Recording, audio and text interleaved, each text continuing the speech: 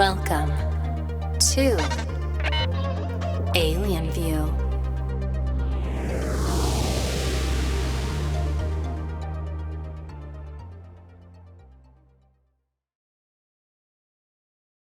Aha! Self-driving cars are finally here. Really? You mean fully autonomous vehicles that require no human intervention? You know, the ones you engineers have been promising for years?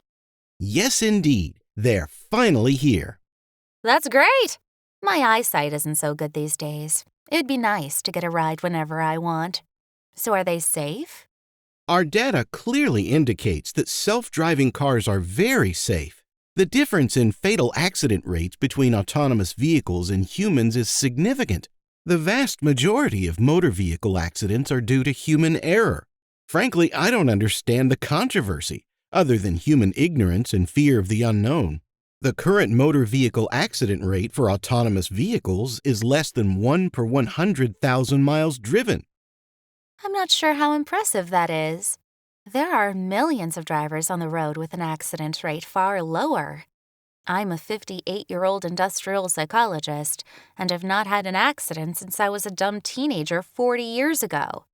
During that time, I've driven over 1 million miles without an accident. And I have plenty of friends who have only had accidents thanks to some clueless driver who was either drunk, texting, or eating snacks. Many drivers are going to view their accident rate as essentially zero. That means every time they hear about a self-driving car blowing through a stop sign or rear-ending an emergency vehicle, they're going to cringe. And when you claim that your fatality rate is lower, you're ignoring the huge number of drivers who avoid the most common risk factors for fatal accidents: distracted driving, alcohol or drug abuse, failure to wear a seatbelt, and excessive speeding, especially at night or in challenging weather. If you remove all those careless drivers, your fatality rate doesn't look so good anymore. Well, the data is the data. Overall, self-driving cars have a far better safety record than human drivers. Huh. Is it my imagination, or did you just ignore everything I said? And by the way, the lower accident rate is currently only true for fatalities. Fender benders are actually quite common with self-driving cars. And to repeat, you need to take into consideration which human drivers you're talking about. Not all drivers are created equal. You also have the woebegone effect to contend with. Everybody thinks they're above average. Well, the irrationality of humans believing that they're better drivers than they really are is not something that I can control. As self-driving cars become increasingly safe, many people will utilize them. Business commuters, people with poor vision or other disabilities, the elderly, etc. Many people will jump at the opportunity. I agree. But there are still important issues that you can't avoid.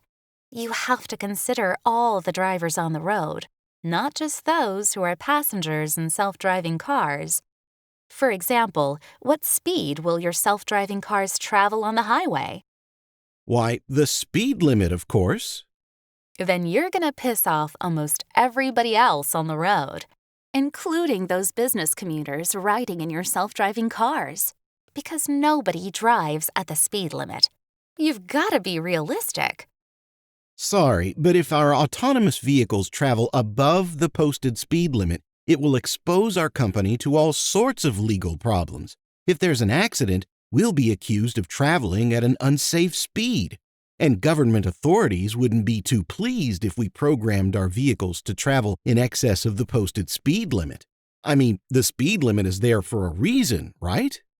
Yes, but as a psychologist, I can assure you that the posted speed limit on many highways is there to informally tell people that they can safely travel 5 to 7 miles per hour above that speed limit without getting a ticket. Have you looked at the track record of red light and speed limit cameras? They're not too popular. If you force everybody to travel at the exact speed limit, your self-driving cars may not be so popular either. Well, I'm merely an engineer. These sorts of psychological things are your domain, not mine. My domain, but your problem.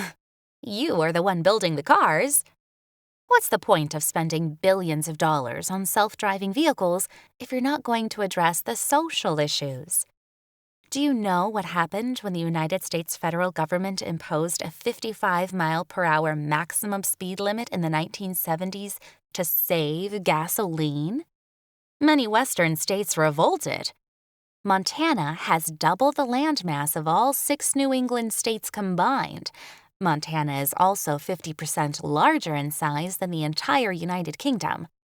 People in these Western states have to travel long distances just to go to the grocery store, but they were forced to adopt the lower speed limit because the national government threatened to withhold their federal highway funds. Well, it was all for the greater good, I suppose. They didn't see it that way, so they came up with their own solution. They lowered the speeding fines to $5 or $10. Even in the eastern states with higher traffic densities, over 80% of drivers ignored the speed limit, despite heavy fines, including potential jail time. In other words, the speed limit mandate didn't work. Neither will self-driving cars that refuse to go over the speed limit. Well, there's no accounting for human behavior. It's above my pay grade to make complex social decisions. My job is to build a reliable car that will safely transport humans. I agree that it would sure be a wonderful thing, but I see all sorts of issues with widespread implementation. Human behavior needs to be taken into account when developing any new technology. Otherwise, things might not turn out so great. Take the internet. It's opened up incredible new vistas for accessing information and increasing the knowledge base of society, but it's also used for a lot of nasty stuff. Well, you have to take the good with the bad. Again, let me repeat that my job is to design the cars. These social issues are not my problem. Then whose problem are they?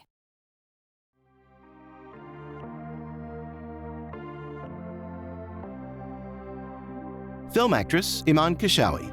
Voice actors Iman Kashawi, Tony Partida. Cinematography Amir Khan. Illustrations John Kelly. Sound edits Iman Kashawi. Video edits John Kelly. Website design Jonathan Kingsbury. Produced and directed by Glenn Dawson, Alien View, LLC. Copyright 2022, Alien View, LLC. All rights reserved. Any resemblance to persons living or dead is entirely coincidental or is intended purely as a satire, parody, or spoof of such persons and is not intended to communicate any true or factual information about that person. Please visit us at alienview.org.